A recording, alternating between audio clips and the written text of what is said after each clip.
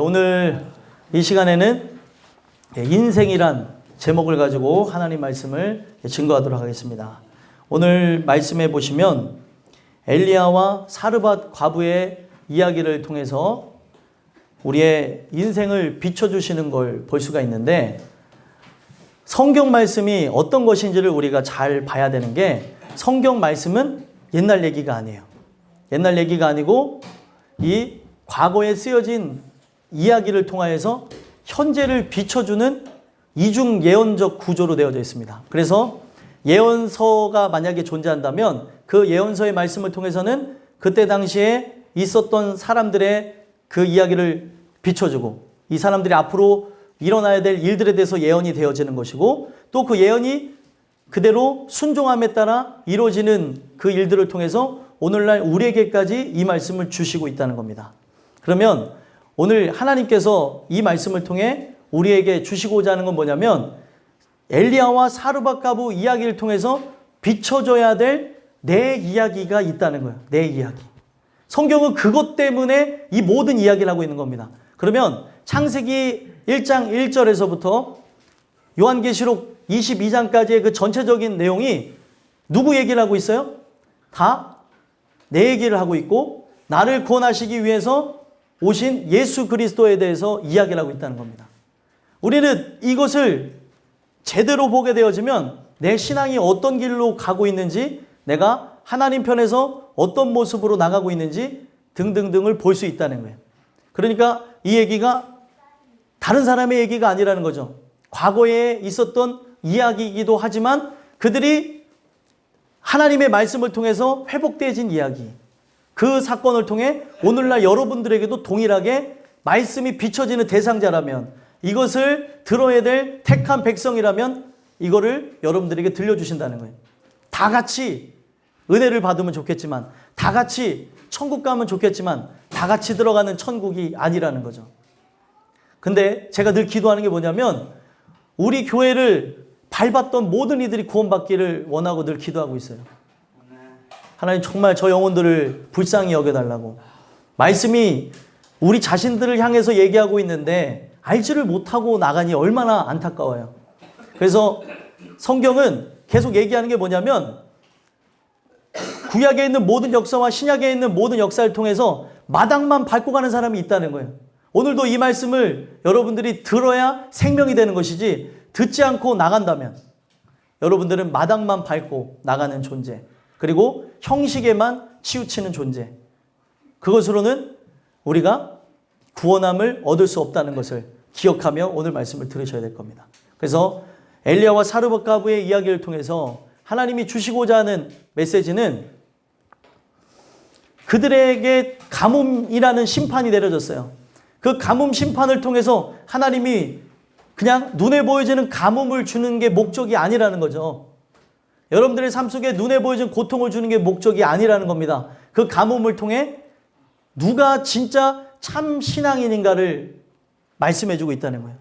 내가 신앙이 있는지 없는지, 나는 하나님의 그 은혜로 나가는 자인지 아닌지를 하나님께서 말씀해주고 있다는 겁니다. 그래서 여러분들과 저는 오늘 주시는 이 내용을 통해서 내가 그 은혜로 나가는 자가 맞는지, 나는 이 인생이라고 하는 것을 많은 물음표를 찍고 살아가잖아요. 애들한테도 물어보면 인생에 대해서 하는 얘기들이 다 있어요.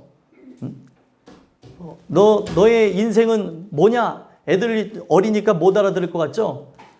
자기네들 인생은 남의 것을 빼먹고 이렇게 사는 것이라고 얘기하는 애들도 있고, 그리고 자기의 인생은 놀고 먹는 것이라고 하는 애들도 있고, 장난감을 만지는 거라고 하는 아이들도 있고, 어른들도 마찬가지입니다. 인생이란 뭐냐고 하면 아무리 멋있고 화려한 그 말로서 인생이라고 하는 그 말에 대한 답을 달지라도 성경적인 답이 아니라면 다 틀린 답이라는 거예요. 그래서 오늘 이 주시는 말씀을 통해 여러분들이 인생이란 것에 대한 그 물음표의 답이 온전하게 진행되길 간절히 소망합니다. 이제 말씀을 증거하려고 하는데, 주무시는 분들은 일어나시고 눈을 뜨셔서 제가 전달해드리는 이 말씀을 잘 들으세요. 눈을 번쩍 뜨시고, 마귀가 틈을 타서 못 듣게 하는 거고, 마귀가 우리가 이 말씀을 들으면 살게 될 거니까 다른 생각이고 모든 게 다 들어오는 거니까 제가 전하는 말을 이 하나님 말씀 잘 들어야 산다고 생각하시고 집중해서 들어주셨으면 좋겠습니다. 그래서 인생이라는 이 말씀을 통해 하나님께서 우리에게 세 가지 말씀을 전달하길 원하시는데, 첫 번째, 인생이란 참 주인을 알아가는 것이라는 거예요. 그래서 말씀에 보게 되어지면 17장 1절에서부터 7절까지 내용을 보면 엘리야에게 가뭄 심판을 선포하라고 합니다. 그래서 가뭄이 계속 있을 것이다 라는 심판의 내용에 대해서 그 선포를 했다는 거예요. 가뭄이 지금 북이스라엘 땅에 있을 것이다, 그런 얘기를 했다는 것입니다. 우리는 이 얘기가 왜 제가 자꾸 관심을 가지라고 하냐면, 옛날 어느 동네에 가뭄이 왔었던 이야기가 아니라 우리의 인생을 비춰주고 있기 때문에 말씀을 드리는 거예요. 인생이란 우리의 눈앞에 펼쳐지는 그 가뭄들, 고통, 환난, 역경, 문제를 통하여서 참 주인이 누군지를 아는 것이라는 거예요. 왜 하나님께서 가뭄을 주셨냐는 것이죠. 자, 17장 1절 한번 읽어볼까요? 읽겠습니다. 시작. 길르앗에 우거하는 자 중에 디셉 사람 엘리야가 아합에게 말하되, 내가 섬기는 이스라엘의 하나님 여호와께서 살아계심을 두고 맹세하노니 내 말이 없으면 수년 동안 비도 이슬도 있지 아니하리라 하니라. 아멘. 왜 이 내용을 갖고 선포를 하게 되어졌냐면, 많은 사람들이 하나님을 섬겨야 되는데 하나님을 섬긴다고 부름을 받았어요.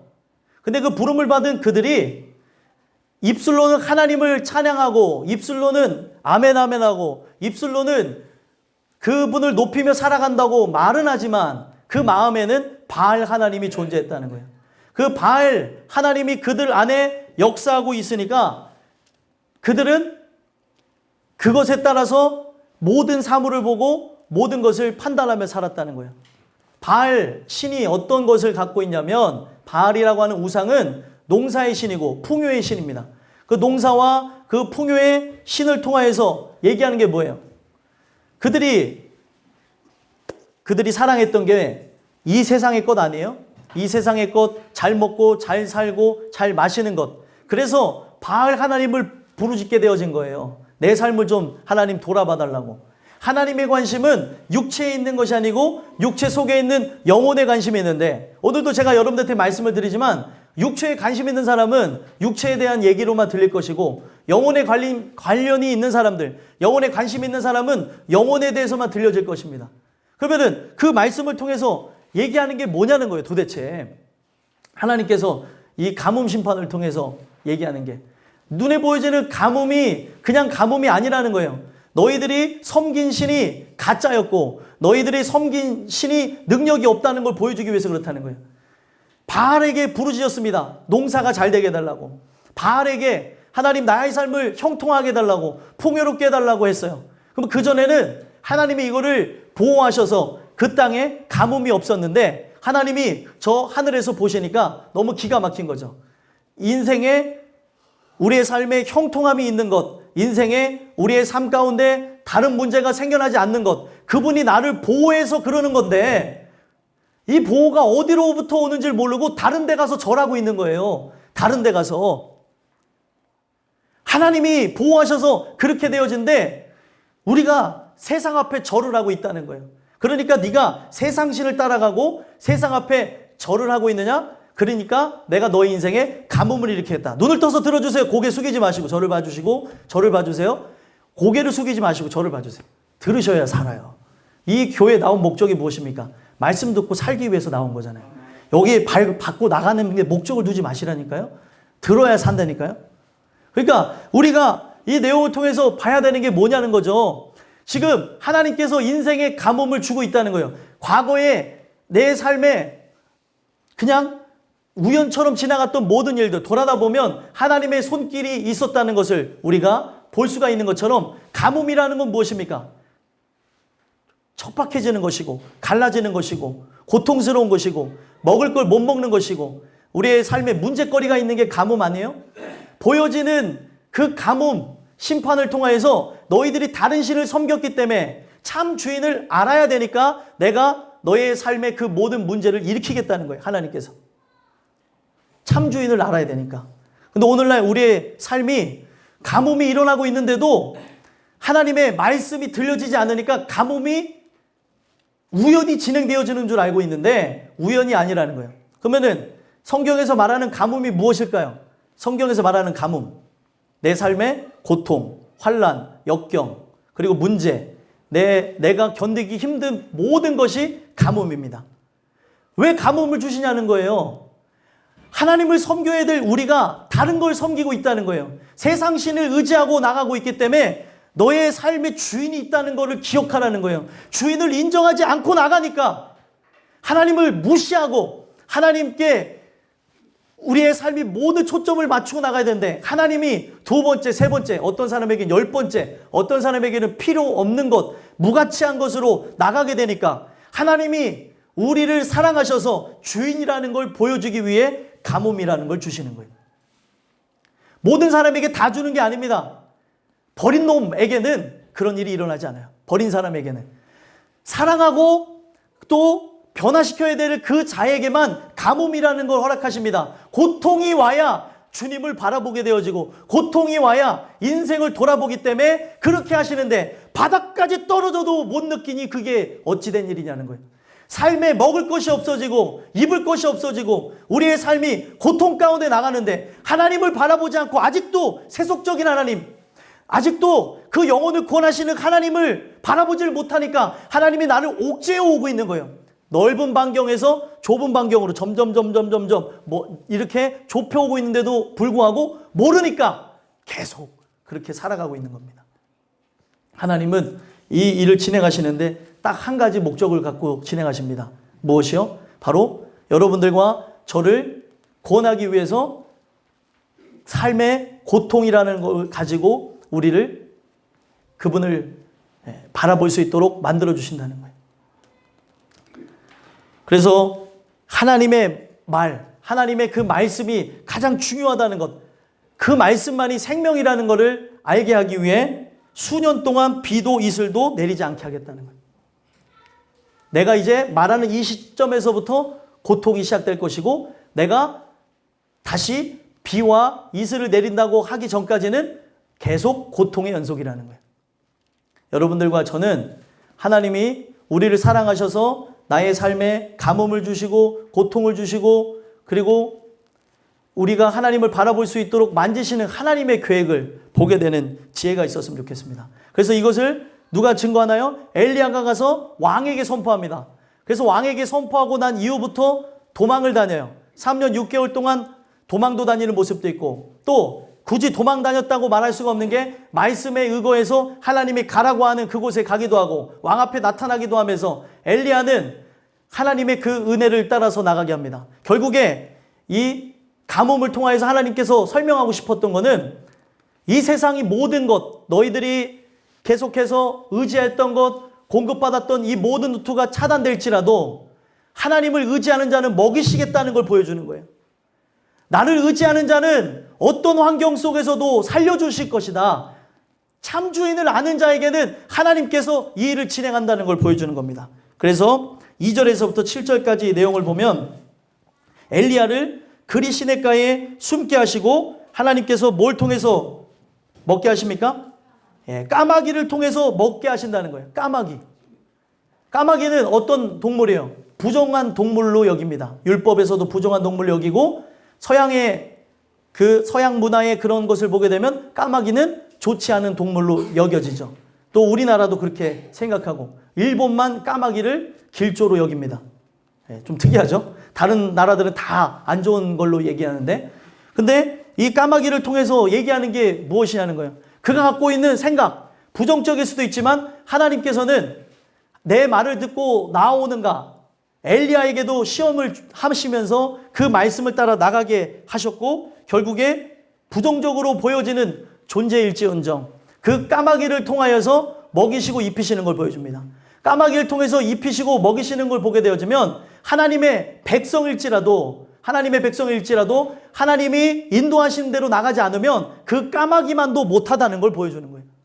까마귀는 부정한 존재인데도 그렇게 의의 도구로서 쓰임받는 부분이 있는데 의의 도구로 부른 자들이 불의의 도구로 쓰임받게 되어지고 세상과 타협하고 나가는 이 모습이 있다는 것 자체가 잘못되어진 거 아니겠느냐? 무엇을 의지하느냐? 하나님께서 질문을 던진다는 거예요. 여러분들과 저는 이 가뭄이라는 걸 통해 하나님께서 택한 자, 하나님을 의지하는 자는 어떤 환경 속에서도 먹이시는 것을 보셨으면 좋겠습니다. 하나님이 예전에만 역사하셨던 하나님이 아니죠. 지금도 역사하신 하나님이에요. 광야 가운데서도 하나님이 인도하심을 통해서 어떻게 했습니까? 광야 가운데서도 만나와 메추라기를 통해서 먹이셨고 또 이 3년 6개월 동안 가뭄이 지속되는 과정 가운데서도 하나님이 먹이신다는 거예요. 그러면은 오늘날 우리가 인생의 참 주인을 알게 되어진다면, 그분이 내 아버지가 되신다면 그분께서 나의 모든 삶을 공급하시고 함께 하실 거라는 것을 보여주는 겁니다. 근데 우리는 눈에 보여지는 걸 따라 의지하게 되어지고 눈에 보여지는 것에 따라 판단하고 결단을 하고 나가는 모습들이 있잖아요. 소망하기는 이 주시는 말씀을 통해 여러분들의 인생의 주관자 되시고 참 주인 되는 하나님을 보게 되는 귀한 은혜가 있었으면 좋겠습니다. 두 번째로는요, 인생이란 이 제목을 통하여서 우리에게 어떤 말씀을 주냐면 주인께 전부를 드려야 된다는 걸 가르쳐 준다는 거예요. 참 주인이 누군지를 알았으면 그 주인께 모든 걸 다 드려야 된다는 거예요. 왜 우리가 주인께 모든 걸 다 드려야 되겠습니까? 주인께 왜 드려야 될까요? 주인께 드리는 이유는 내가 가진 것이 내게 아니라는 거예요. 내가 가진 것이 내게 아니고 다 하나님의 것이라는 것을 보여주고 있습니다. 그래서 오늘 이 말씀을 통해서 함께 봐야 되는 것, 지금 오늘날 사람들이 살아가는 풍토를 가지고 설명하는 것이죠. 여러분들이 돈과 명예와 지식과 권력, 그리고 집과 차와, 그리고 내 자녀와 내 부모와 모든 소유를 갖고 있다고 해보세요. 이거를 누구 것이라고 생각을 합니까? 내 것이라고 생각하지 않아요? 그런데 하나님은 내 것이 아니고 내 것이라는 거예요. 내가 준 것, 너가 진짜 주인을 알았더라면, 너가 나의 종이라는 것을 깨달았다면 네가 가지고 있는 전부, 지금 얼마를 남았을지언정, 지금 너에게 어떤 것이 가치 있는 것일지언정 그것을 내게 달라는 거예요. 왜요? 주인을 인정해 드리는 거죠. 당신이 내 주인이고 나는 종입니다라는 거예요. 근데 종인 우리가 어떻게 살았어요? 주인처럼 살았잖아요. 하나님처럼 되어져 살았잖아요. 선악을 알게 하는 나무를 먹은 그들만 잘못되어진 게 아니라 오늘날 우리는 수도 없는 하나님의 금다는 열매를 먹으면서 하나님처럼 되어져서 내 멋대로 판단하고 내 멋대로 생각하고 내가 하고 싶은 것, 갖고 싶은 것, 되고 싶은 것, 내가 그리고 선택하는 모든 길을 내 멋대로 살았다는 거예요. 그러면 이제 주시는 은혜를 통해서 깨달음이 왔으면 뭐라고 얘기를 하시는 거예요? 지금 남지 않은 그것, 내 것을 갖고 네가 마음대로 네 것처럼 사용했는데 남지 않은 그것 내게 달라는 거예요. 그러면 그것을 누가 줄 수 있겠냐는 거예요. 줄 수 있는 게 믿음이고 줄 수 있는 게 신앙입니다. 그 내용에 관한 부분을 8절에서부터 16절까지 하는 거예요. 그래서 하나님께서는 고통 가운데에 엘리야를 인도해 가시고 고통 가운데에 또 누구를 인도해 가십니까? 고통 가운데 이 사르밧 과부를 권하시기 위해 이 모든 일들을 진행하시는 걸 볼 수 있다는 거예요. 오늘 여러분들과 저는 이 말씀을 통해서 봐야 되는 게 무엇이에요? 이 사르밧 과부만 구원하고자 하는 게 하나님의 뜻이 아니라 엘리야도 하나님께서 다루시고 있다는 걸 보여주고 있어요. 그래서 이 말씀이 임하여서 어디로 가라고 합니까? 9절 한번 읽어볼까요? 읽겠습니다. 시작.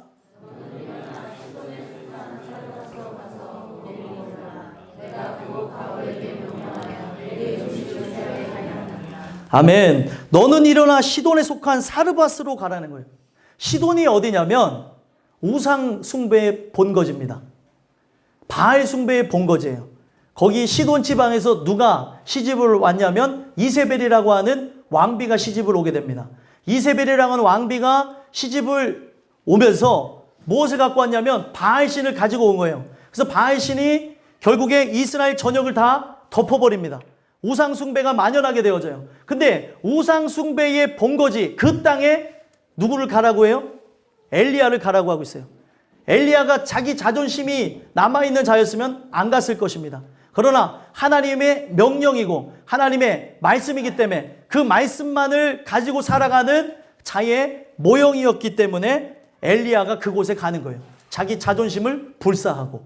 그리고 이 엘리야에게 하나님 어떤 말씀을 주세요? 과부에게 명령하여 내게 음식을 주게 하였느니라. 과부에게 명령을 해놓으셨기 때문에 거기 가서 과부에게 뭘 받아서 먹으래요? 음식을 받아서 먹으래요. 있을 수가 있는 거냐는 것이죠. 지금 가뭄인데 이 가뭄의 때에 우상의 본거지를 가게 하시고 우상의 본거지에서도 또 연약한 이로 불려졌던 사회의 약자였던 과부에게 가서 그 양식을 빌어서 먹으래요. 자존심이 있었으면 못 갔을 것입니다. 그러나 그가 하나님 말씀을 의지했기 때문에 하나님이 명하시는 곳에 가야 된다고 믿었기 때문에 그 길을 그냥 간 거예요. 근데 여기서 보게 되면 은혜가 되는 게 무엇입니까?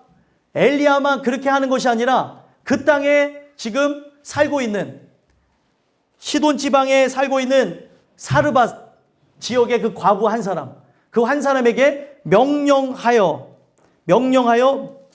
음식을 주게 하였느니라 이렇게 말씀하셨다는 거예요. 그에게도 명령이 떨어졌다는 거예요. 누구에게 그 음식을 주라고요? 하나님의 사람 엘리야에게, 찾아오는 엘리야에게 그 음식을 주라고 명령이 떨어졌다는 겁니다. 그러면 이 상황이 되게 말도 안 되는 상황 같은데 하나님께서 이 말도 안 되는 상황을 통하여서 이끌어 가시는 바가 있다는 거예요. 지금 사르밧 과부에게 명령을 주셨는지 안 주셨는지 이게 여기는 완료형으로 나왔어요. 명령하여 내게 음식을 주게 하였느니라. 이미 끝났어요. 얘기가. 하였다. 결국에는 이루어졌다는 것처럼 얘기를 하셨습니다.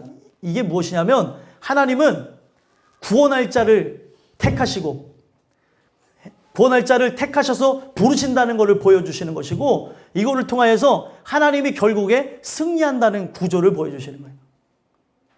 우리의 삶이 어떻게 펼쳐질지 모르잖아요. 근데 결국에는 십자가에 달리신 예수 그리스도가 승리하게 된다는 그 메시지가 우리에게 위로가 되고 힘이 되는 이유가 뭐예요? 이미 우리 주님은 이기셨다라고 해요.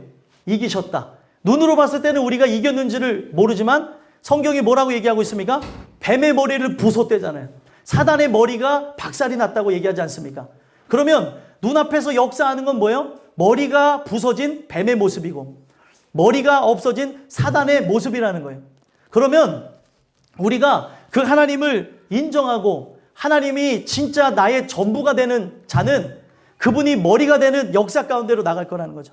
그분의 말씀을 믿고 나가는 거예요. 눈앞에 아무리 사단이 역사를 치고 우리를 괴롭힌다 하더라도 그걸 믿는 게 아니라 뭘 믿어요? 말씀을 믿는 거죠. 약속을 믿는 거라는 거예요. 그래서 엘리야가 그 약속을 믿고 가는 겁니다. 하나님이 하실 거라는 걸 믿고. 그리고 가서 그 여인에게 뭐라고 하는지 한번 읽어볼까요? 11절과 12절 읽어보겠습니다. 시작.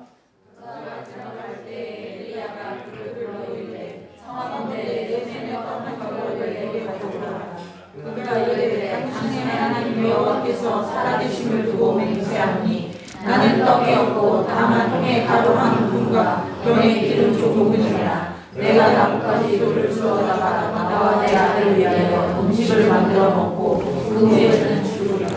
아멘. 말씀에 순종해서 갔습니다. 사르밧에 사는 그 과부 한 사람에게 가게 됐어요. 근데 가서 봤더니 생각했던 것보다 상황이 더 심각하죠. 생각했던 것보다 상황이 심각한데 어떻게 심각합니까? 떡이 없고 떡을 달라고 했는데 떡이 없고 뭐만 있대요? 통에 가루 한 움큼과 병에 기름 조금뿐이라는 거예요. 그래서 내가 나뭇가지 둘을 주워다가 나와 내 아들을 위하여 음식을 만들어 먹고 그 후에 죽으리라.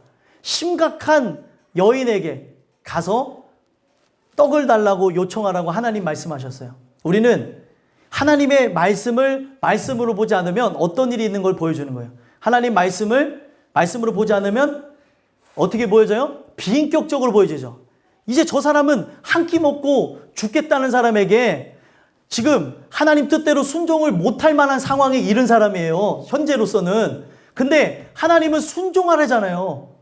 순종하라고 말씀해주고 있는 상황이라는 거죠. 그러면 사람들은 여기서 육적으로 생각하면 어떻게 해요? 야, 어떻게 말씀이 애석하게도 순종할 수 없는 사람에게 순종하라냐? 야, 비인격적이다. 야, 어떻게 사람이 저럴 수 있느냐? 말씀이 저럴 수 있느냐? 배격하고 우리는 함부로 얘기하고 그러는데 하나님의 말씀을 말씀으로 들으시고 하나님의 말씀을 말씀으로 보라는 거예요. 보지 않고 인간이 하는 일로 보게 되면 비인격적으로 본다는 거죠. 어머 어떻게 저럴 수가 있어? 어떻게 이렇게 할 수가 있어? 여러분들, 이 하나님의 사람 엘리야가 가서 하는 거를 주변 사람이 본다고 해보세요. 지금 한 끼에 먹고 죽으려고 하는 여자, 얼마나 가난한 사람이었으면 종도 없어가지고 나뭇가지를 주워서 지금 밥해 먹으려고 하는 여자, 빵을 만들어서 먹으려고 하는 그 여자에게 가서 그걸 나태달라고 하냐는 거죠.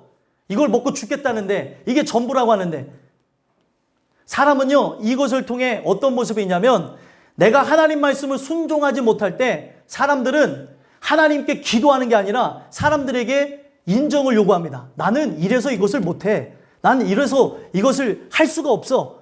내가 이건 이런데 권사님이라면 이렇게 할 수 있을까? 집사님이라면 이렇게 할 수 있을까? 목사님이라면 이렇게 할 수 있을까요? 할 수 있는 게 믿음입니다. 우리는 할 수 없어요. 분명히 하나님이 말씀하셨습니다. 우리로는 할 수 없으나, 사람으로는 할 수 없으나 하나님으로는 하시느니라. 이게 진짜 믿음이라는 거예요. 근데 오늘날 우리는 지금 이 염치를 불구하고 전하는 엘리야의 마음은 어떻겠으며, 엘리야는 사람이 아니에요? 엘리야도 사람입니다. 그 마음 가운데 봤더니 나뭇가지도 줍는 그 여자한테 가서 지금 한 끼 식사 먹고 죽는다고 하는 그 여인한테 가서 얻어먹으라니 이게 말이 되는 소리냐는 거예요. 그런데 하나님 말씀이니까 체면, 그리고 나의 생각, 모든 주관되어지는 것 다 내려놓고 말씀을 증거했다는 거예요. 이게 말씀의 모습입니다. 상대의 형편을 판단해 주는 것이 아니고, 우리가 우리의 인간적으로 개인적으로 판단해 주는 것이 아니고 말씀에 의거해서 나가는 거예요. 그러면 메신저는 그걸 그대로 전해야 되는 것이고, 또 이 엘리야가 목회자만 얘기하는 게 아니고요. 이 엘리야는 누구예요? 오늘 이 말씀을 받은 여러분들도 되는 것이고, 또 사르밧가브가 누구예요? 저도 되고 여러분들도 되는 것입니다. 상황과 형편을 보고 얘기하는 것이 아니라 말씀하시는 걸 말해야죠. 명하시는 것, 저 영혼이 살 수 있는 걸 얘기해 주는 게 하나님이 원하시는 거 아닙니까?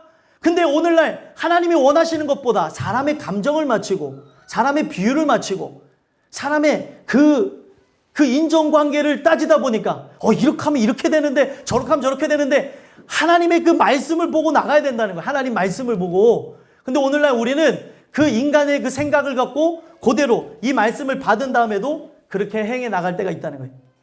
이 말씀이 여러분들에게 임하시고 이 말씀이 여러분들의 것이라면 이제부터 우리가 무엇을 증거해야 되는가를 보시라는 거예요. 육적인 걸 가지고 비율을 맞추지 마세요. 영적인 것, 내 자녀의 영혼을 위해서, 내 부모의 영혼을 위해서, 남편과 아내의 영혼을 위해서 내가 무엇을 말해야 되는가를 보시라는 거예요. 지금 내 아들을 위하여서 음식을 만들어 먹고 그 애는 죽으리라. 이 상황 가운데 시험이 엘리야에게 들어가서 넘어졌다면 이거 안 되겠네 하고 돌아갔겠죠. 하지만 엘리야는 끝까지 담대함으로 말씀을 증거했고 그 여인은 순종했다는 겁니다. 13절 읽어볼까요? 읽겠습니다. 시작.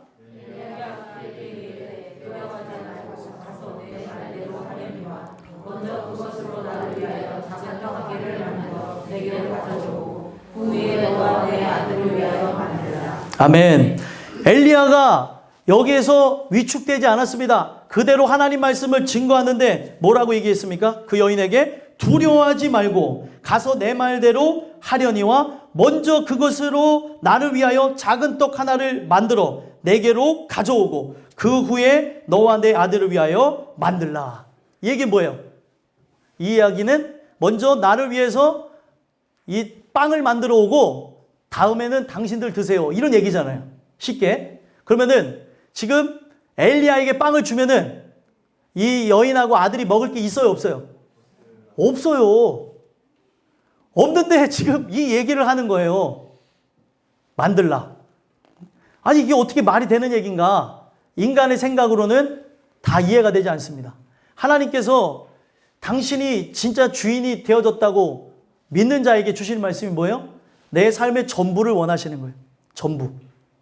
여러분들의 삶의 전부는 무엇입니까? 전부가 다 달라요. 어떤 사람은 이것, 어떤 사람은 저것, 그리고 이것 저것이라고 얘기할 수 없는 대상자들, 그리고 내가 사랑하는 이들, 이렇게 되어지는데 그것을 줄 수 있느냐는 거죠.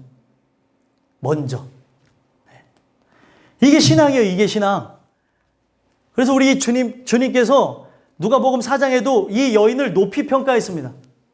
그 지역에 하나님의 말씀을 받은 사람이 아무도 없을 때에 이 사르밧 과부는 말씀을 받았대요. 이 얘기는 뭐냐면 예수님 시대도 마찬가지고 구약 시대도 마찬가지고 지금도 마찬가지입니다. 요즘 시대에 말씀을 받는 사람이 없어요. 말씀이 받는 사람이 없는 희귀한 시대가 되어졌는데, 그런 시대에 여러분들과 저는 여러분들 전부를, 저의 전부를 하나님께 올려드릴 수 있는 그런 은혜가 있었으면 좋겠습니다. 전부를 어떻게 할 수 있냐는 거죠. 근데 그 전부를 그 올려드리는 부분에서 하나님께서 뭐라고 하세요? 이 엘리야 입을 통해서 먼저 하래요. 먼저. 여기서 중요한 단어는 먼저입니다. 먼저. 우리가 잘 아는 먼저라고 하는 단어하고 연결되는 게 무엇이 있나요? 먼저? 한번 딱 나와야죠. 아, 역시 집사님. 먼저 그의 나라와 그의 의를 구하라. 이것에 대해서 우린 잘 안다는 거예요. 그의 나라와 그의 의를 구하는 게 먼저예요? 다음이에요? 먼저죠. 이게 신앙이에요. 여러분들 내 생활 속에서, 삶 속에서 이런 경우가 우리에게 찾아올 때가 있을까요? 없을까요? 있어요. 네. 있어요. 네. 이런 경우가 찾아올 수가 있으니까 얘기를 하는 거죠. 하나님께서 너희들에게 믿음을 요구할 때, 너희들 믿음이 참인지 가짜인지 확인할 때에 너희는 나를 위해서 이걸 줄 수 있느냐? 어떤 사람은 돈의 문제를 가지고, 어떤 사람은 자녀의 문제를 가지고, 어떤 사람은 직장의 문제를 가지고, 어떤 사람은 도덕적인 것의 문제를 가지고, 어떤 사람은 윤리적인 문제를 가지고 너가 이것을 할 수 있느냐? 전부가 뭐냐는 거예요. 사람마다 전부가 다 틀립니다. 그때 먼저 하나님의 영광을 위해서 그의 나라와 그의 의를 구하는 자라면 내 모든 것을 다 준다는 거예요. 왜요? 나는 종에 불과하고 그분이 주인이라는 거죠. 그리고 그분이 주인 관계로서 입증이 되어지고 내가 그것을 나의 믿음을 통해서 그대로 확증했다면 하나님께서는 그 다음을 책임져 주신다는 거예요. 우리는 이거는 좋아해요. 이 모든 것을 너에게 더하시리라. 그 전에 먼저가 있었다는 거예요. 그의 나라와 그의 의를 구하라. 하나님, 지금 이 상황에서 내가 이거를 순종할 수 없는데요. 이 상황에서 이걸 하면 저는 죽는데요. 어떻게 하라는 것입니까? 믿음으로 기도하래잖아요. 어떻게 하라는 거예요? 인간은 못한다니까요. 근데 인간으로 하라니까 황당해하고, 인간으로 이것을 하라니까 이거에 대해서 실족하게 되고, 인간이 이것을 사람의 말로 받아들이니까 이거를 애석하게 생각을 하고, 이게 도대체 뭐냐는 거예요. 먼저라고 하는 단어의 어원을 보면은 머리라는 뜻을 갖고 있습니다. 그분이 너의 머리시라면, 그분이 너의 머리요, 너는 그분의 몸된 지체라면 하나님 말씀에 순종하라는 거예요. 어떤 상황이든, 내가 이해할 수 있는 상황이든 이해할 수 없는 상황이든, 여러분들 할 수 있을 때 하는 건 믿음이 아니고 할 수 없을 때 하는 게 믿음입니다. 아멘이세요? 아멘. 근데 오늘날 우리는 내가 할 수 있는 것 가지고 하면서 이거 막 믿음인 척 하는데 할 수 없는 것 갖고 시험할 때가 온다니까요. 그때 한 발짝 내딛고 그때 하는 게 믿음이라는 거예요. 근데 거기서 누가 할 수 있냐는 거예요. 누가? 인간으로는 할 수 없고 하나님만 하실 수 있다는 거예요. 그러면 하나님이 이 말씀을 왜 주십니까? 나를 의지하라는 거예요. 나를. 전능자를 의지하라는 거예요. 너는 나에게 오늘도 기도해야 되고, 하나님, 나는 믿음이 없습니다. 내 결단으로 안 됩니다. 하나님, 날 좀 도와주세요. 이걸 원하는데 오늘날 우리의 삶은 자꾸 내 힘으로 하려고 하니까 점점 미궁 속에 빠지는 것이고 수렁으로 들어가는 것이고 나올 수가 없게 되는 거예요. 하나님 말씀에 걸리면 어떤 일이 일어나냐? 교회를 떠나가게 되고, 하나님 말씀에 걸리게 되면 그 걸린 것으로 인해서 회복되기도 합니다. 여러분은 어떤 사람이 되겠어요? 이 말씀이 실제가 되면은 걸린다니까요. 제가 걸리게 하는 게 아니고 이 말씀이 살아서 각자 걸려있는 거를 하나님이 뚫고 들어갑니다. 하나님 말씀이 뭐냐? 페너스트레이트. 뚫고 들어가는 거예요. 패트리어트 미사일 아시죠? 패트리어트라는 그 미사일은요, 아무리 벙커를 깊게 세웠을지라도 그걸 뚫고 들어가는 겁니다. 이거를 뚫고 들어간다는 거예요. 내 육을 뚫고 들어가고 혼을 뚫고 들어가고 영을 건드려 버리니까 자존심이 상하기도 하고 또 이것 때문에 열이 받기도 하고 이것 때문에 눈물도 나는 것이고 죄를 회개도 하는 것이고 하나님 말씀이 뭐라고 되어져 있냐는 거예요. 하나님 말씀을 들으십시오. 사람 말을 듣지 마시고 하나님 말씀이 뭐라고 되어져 있습니까? 하나님 말씀은 살아있어. 우리 잘 아는 히브리서 4장 12절 한 번만 읽어볼까요? 히브리서 4장 12절 한번 보겠습니다. 4장 12절 356페이지 신약 356페이지 히브리서 4장 12절 말씀. 자, 읽겠습니다. 시작. 하나님의 말씀은 살아있고 활력이 있어 좌우의 날선 어떤 검보다도 예리하여 혼과 영과 및 관절과 골수를 찔러 쪼개기까지 하며 또 마음의 생각과 뜻을 판단하나니. 아멘. 하나님 말씀이 하는 역할입니다. 보세요. 살아있대죠? 활력이 있대죠? 말씀이 죽은 게 아닙니다. 지금도 이 말씀이 살아서 어떻게 합니까? 좌우의 날선 검보다도 예리해서 어디로 들어가요? 혼, 영 및 관절, 골수를 찔러 쪼갠다는 거예요. 결국에는 이 말씀이 내 육, 그리고 혼, 영을 통과해서 깊이 들어가 버립니다. 그러면은 결국에 나의 그 정신적인 것, 내가 사랑하는 것, 내가 버리지 못한 것을 딱 치고 들어가요. 그러면 어떤 일이 일어날까요? 나의 마음과 생각을 판단한다네? 내 마음과 생각을 안다네? 하나님 말씀이 나를 정확하게 알고 있다네? 나의 모든 것이 드러난다네? 나의 죄악이 하나님 앞에 어떻게 드러난다는 거예요? 우리는 하나님의 말씀으로 만든 자들입니다. 말씀이라고 하는 재료로 만든 자이기 때문에 말씀이 떨어지게 되면 그 말씀을 통해 반응이 일어날 수밖에 없어요. 13절도 읽어볼까요? 히브리서 4장 13절 읽겠습니다. 시작. 지으신 것이 하나도 그 앞에 나타나지 않음이 없고 우리의 결산을 받으신 이의 눈앞에 만물이 벌거벗은 것 같이 드러나느니라. 아멘. 하나님 앞에 내가 들키는 거예요. 아, 내가 가식적인 인간이었구나. 내가 더러운 사람이었구나. 내가 육적인 사람이었구나. 내가 열매가 없구나. 내가 믿음이 없구나. 내가 하나님을 사랑한다고 했으나 세상을 사랑했구나. 나는 이 세상을 정말로 이 세상에서 내가 주님을 위해 산다고 했으나 다 거짓이었구나. 이걸 가르쳐주는 것이 하나님의 역사라는 겁니다. 성경에 여기 나오는 다 실패하고 무너진 인물들이 다 내 얘기예요. 성공한 인물들이 나일 것 같죠? 무너지고 실패한 인물들이 다 여러분들과 제 모습입니다. 그래서 결국에 이걸 통해 먼저 그분이 머리가 되셨냐는 거예요.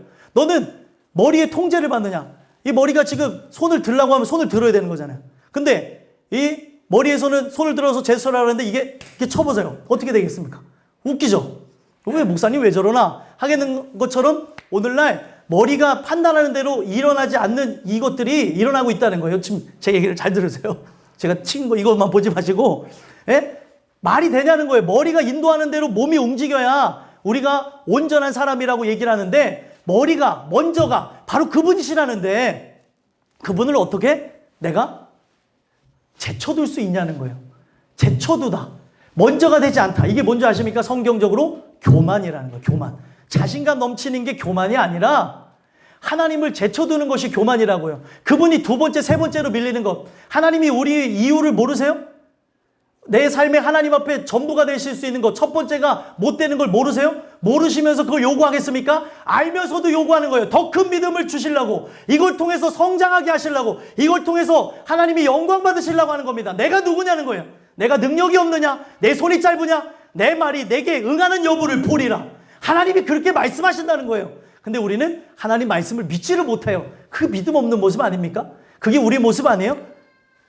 하나님 이거면 저 끝나는데요?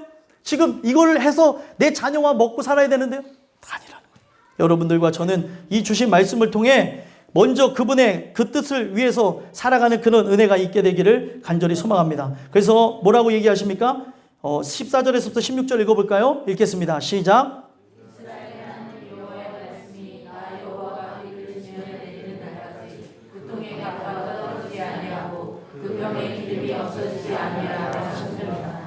그가 가서 엘리야의 말대로 하였더니 그와 엘리야와 그의 식구가 여러 날 먹었으나 여호와께서 엘리야를 통하여 하신 말씀같이 통의 가루가 떨어지지 아니하고 병의 기름이 없어지지 아니하니라. 아멘. 결국에 이 여인이 자신의 전부를 드려요. 지금 삶의 문제가 이런 것 같죠?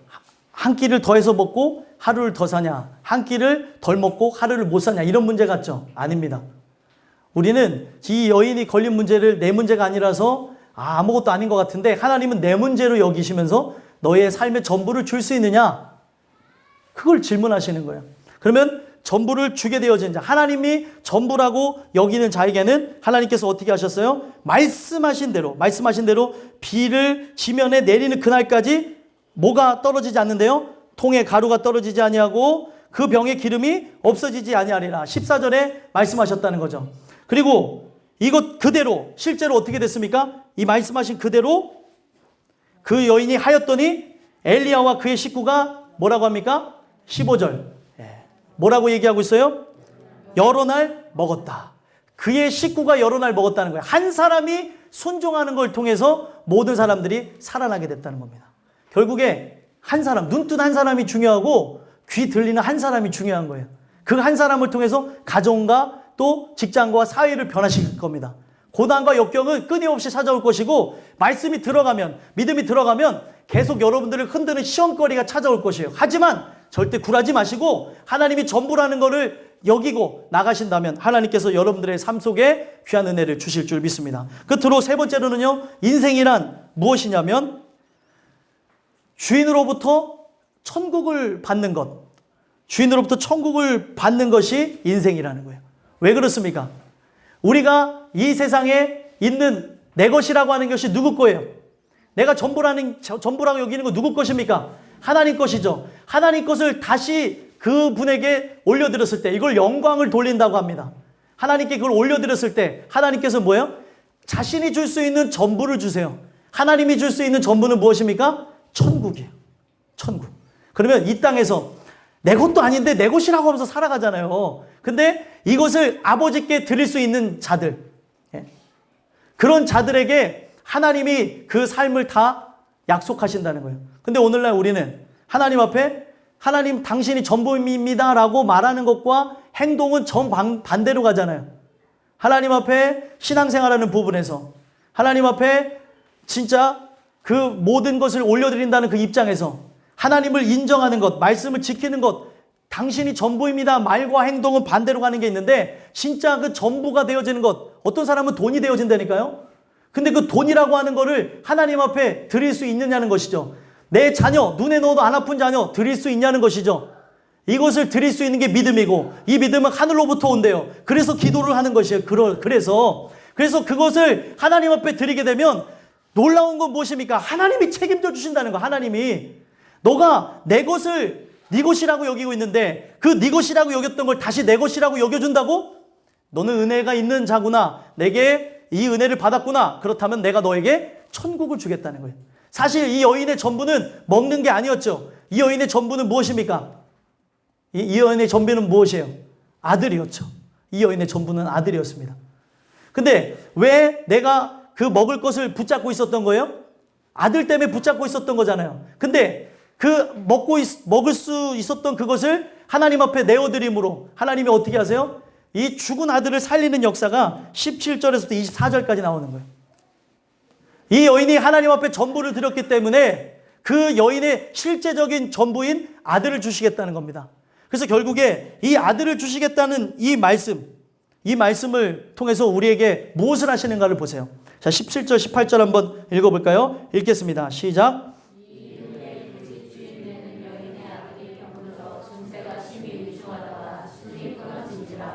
여인이 엘리야에게 이르되 하나님의 사람이여 당신이 나와 더불어 무슨 상관이 있기로 내 죄를 생각나게 하고 또 내 아들을 죽게 하려고 내게 전전하였다. 아멘. 자, 보세요. 지금 이 내용을 통해서 보니까 이 여인의 아들이 결국 죽게 되어집니다.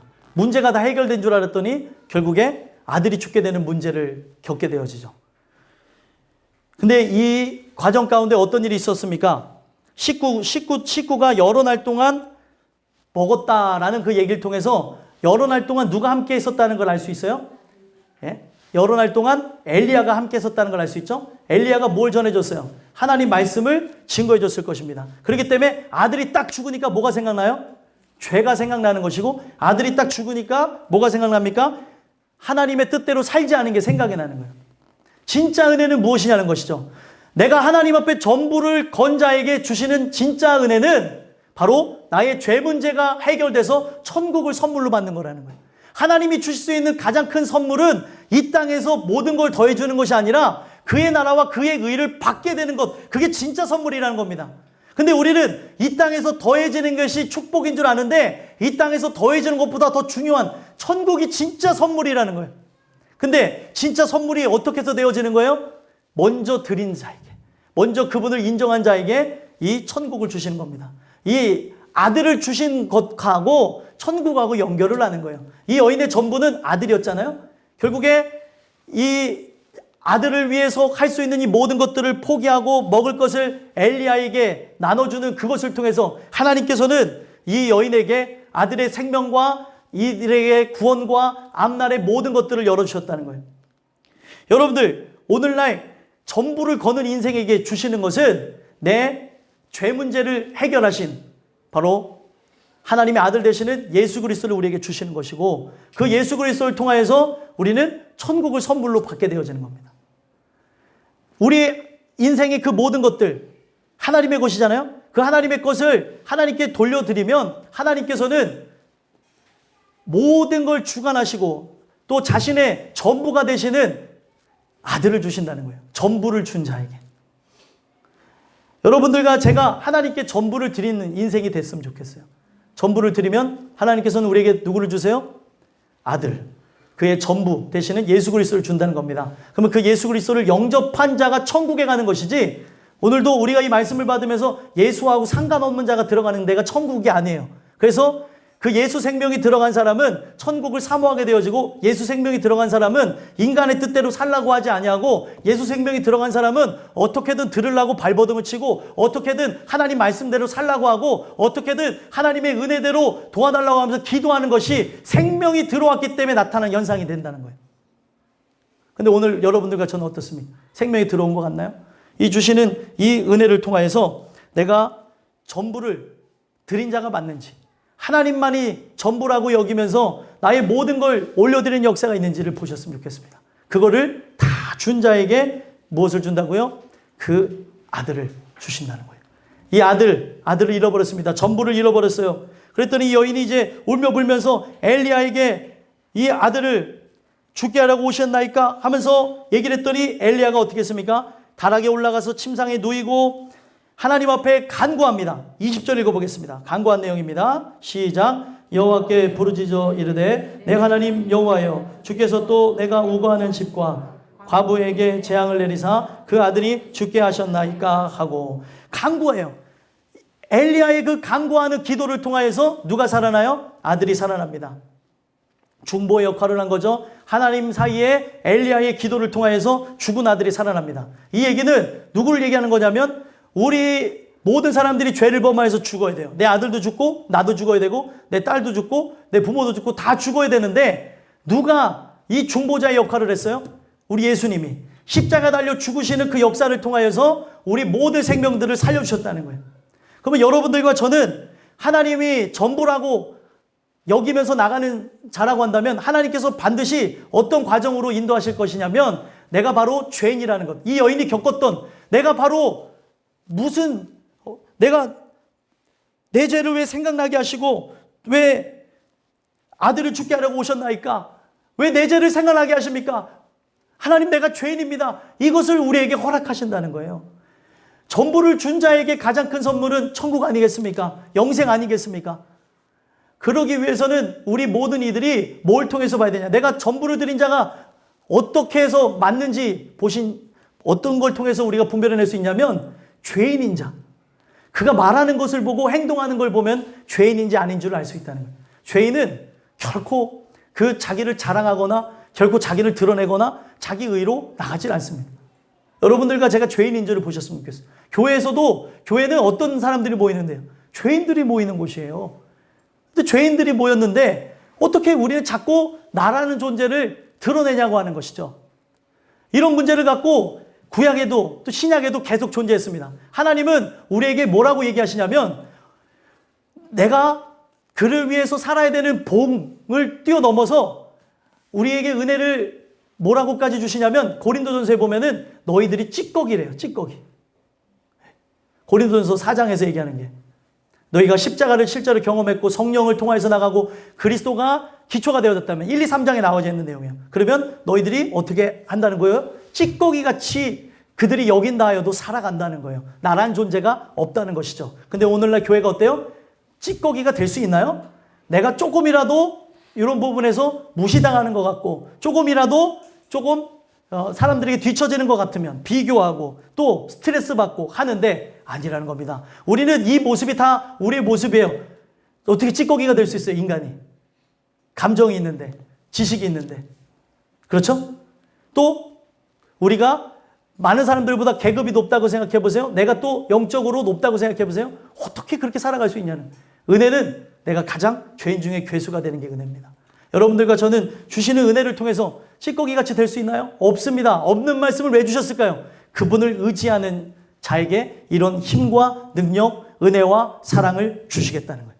여러분들과 저에게 그런 은혜가 있었으면 좋겠습니다. 그래서 결국에 그렇게 엘리야가 하나님 앞에 간구했더니 어떻게 됐습니까? 이 아이가 결국에 혼이 그 몸으로 돌아오게 하옵소서 간구했더니 이 아이의 몸으로 돌아왔습니다. 누구의 소리를 듣고 돌아오셨어요? 엘리야의 소리를 들으심으로 그 아이의 혼이 몸으로 돌아오고 살아난지라. 22절 읽어볼까요? 읽겠습니다. 시작. 여호와께서 엘리야의 소리를 들으심으로 이 아이의 혼이 몸으로 돌아오고 살아난지라. 아멘. 우리 주님이 십자가 선상에서 뭐라고 얘기했습니까? 엘리 엘리 라마 사막다니 하나님이 어찌하여 나를 버리시나이까? 왜 나를 제물로 삼으셨습니까? 주님이 그렇게 기도를 했습니다. 그분이 간구하는 그 기도를 통하여서 저들이 하는 죄를 알지 못합니다. 거기에 바리새인들 얘기한 것이 아니라 우리 모든 인생들에서 한 얘기예요. 저들이 하는 죄를 알지 못한다는 거죠. 하나님 저들을 용서해 주시옵소서. 십자가에서 자신의 죽으심을 맞바꿔 한 그 기도가 여러분들과 저를 살리셨다는 겁니다. 그래서 이 엘리야의 그 기도와 예수님의 중보 기도를 이렇게 오버랩해서 볼 수 있도록 만들어 놓은 거죠. 여러분들과 저는 이분을 믿고 살아가는 거예요. 주신 이 말씀을 통해서 전부를 건 자에게는 전부를 결국에 주십니다. 근데 그 전부가 내게 어떻게 왔는지를 알아요? 내가 죄인 되어졌는가? 그 죄인으로서 오늘도 나란 존재가 없어지고 찌꺼기같이 되어지는 은혜가 있는가? 절대 들내지 마시고 내 스타일대로, 내 성격대로, 내 마음대로 인생을 살아가지 마시고 그 은혜를 구하셔서 그 은혜대로 나가는 여러분들과 제가 되기를 간절히 소망합니다. 그래서 결국에 그 여인에서 나오는 그 고백이 무엇이에요? 24절 읽어보겠습니다. 시작.